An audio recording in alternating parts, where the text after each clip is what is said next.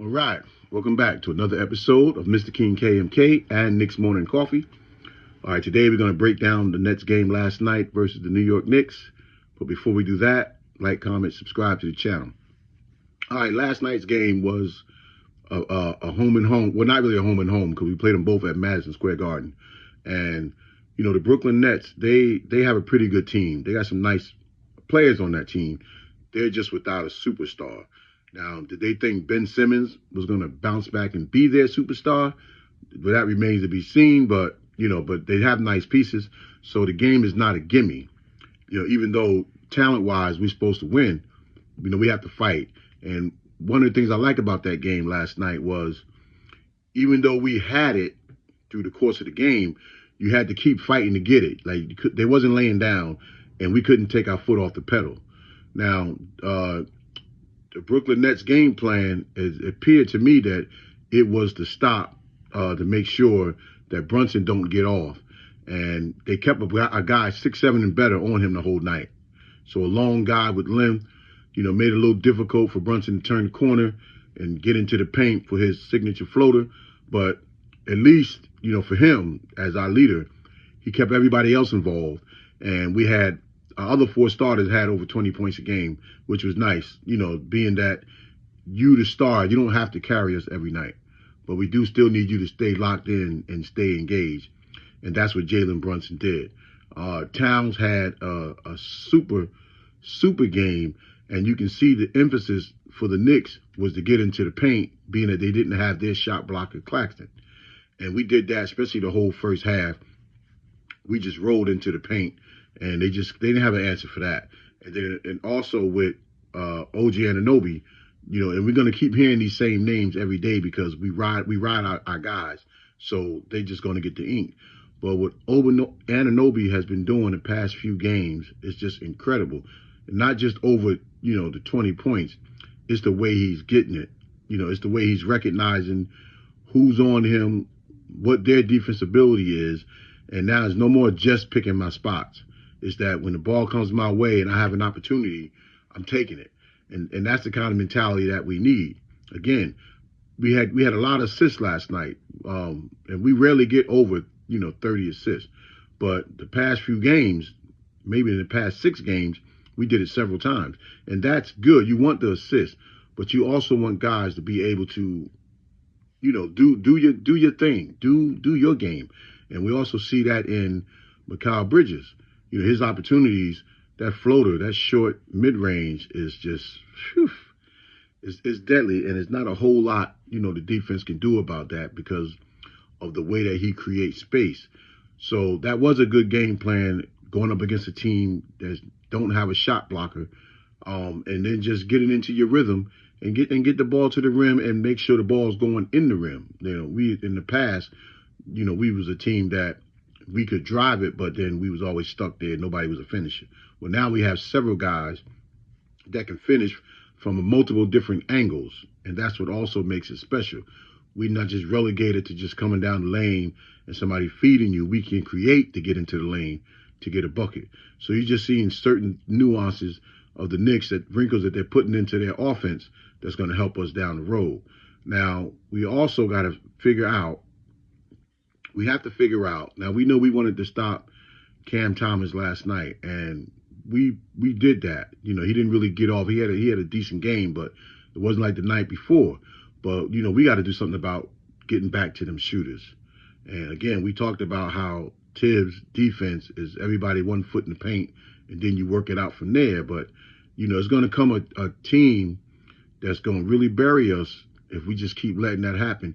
Now, is his philosophy, is it to give up the 3? Which I doubt, because it seems like, and I said this the other day, every game is somebody knocking it down that we just can't stop. And last night it was Cam Johnson. He's a known 3-point shooter, and he lit us up. But, is it pick your poison? I don't know. But I'm not going to bury Tibbs. But I would just like to see how we could just close out and put it into that. Because if we can stop that, we're starting to figure out the drive and protecting the rim. So now we can figure out the closeouts, to get back and contest those threes a little bit more accurately.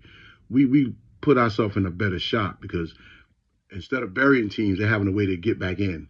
And the three ball is the best way to get back into a game. And that's what guys have been doing to us. But, overall, the Knicks played a real solid game. Cameron Payne, deuces out again. What Cameron Payne was able to come in and do. You tip your hat to him. He wasn't trigger happy, but he was, I could do this. And he showed last night that, if Deuce had to sit out a little bit longer, he's a very capable backup. And he proved that in his career anyway. But it was nice to see him taking charge of his situation and his opportunity. Dottier got, quite a bit of playing time last night. It was all right. He wasn't out of sync out there, but we wasn't looking for him. And then sometimes when you put in guys like that, you got to throw him a bone. You throw this young kid out there with the Wolves, to me, you're going to be messing with his head, because you got him out there with rotation players. So let him find his niche in that rotation and do what he got to do. Sometimes you just can't be out there hustling. Sometimes you got to be out there balling. And he really wasn't that much a part of the offense, but it was just still good to see him out there. I know a lot of people wanted to see Porty out there after his game the other night, but, that's Tibbs. Tibbs said that he's not, Porty played a good game, but not enough to take Sims minutes, because he's looking at, I guess the analytics say when Sims is out there, good things is happening. So, that's his team. He has a right to do that. I personally like Sims. I would like to see Sims more involved in the offense. But, again, it's Tibbs' team. He got us to a second seed last year. He got us in the playoffs, past 3 to 4 years. So, we can't really complain too much. We can't complain about some of the minutes that some of the guys are getting at certain times. If there's even an inkling of an injury, pull them out. I mean, it ain't worth it. Like, I know guys going to want to stay in and play through it, but, even with Cat and Hart, just take them guys out for a minute and let the trainer look at them and then put them back in, because it's not doing us nothing in November. We're not winning nothing in November. Now, was last night a Cubs game? No, I don't think so. It wasn't an NBA Cup game. But still, we're trying to get every win we can get. And even in this season of the record might look mediocre, but we're only, maybe 2 games, whatever, 3 games out of even being in, third and second place. So, it's too early to start watching, but just to give you an idea of the early season parity that's going on right now. And Cleveland is, they're like 15, 16 and 0. They're rolling. We ain't got time to be looking up at them. We got to keep pace, and we want to stay with the pack, but we want to make sure we get our rhythm going, so when the time comes, get mid-December, we're not looking back. So, just kudos to the Knicks last night just for holding it down. It's a home game Sunday before you hit the road. We got a 5-game road trip.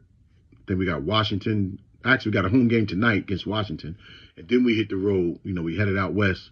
Our early season West thing is always a trap, kind of a year, but it's also a bonding kind of a year.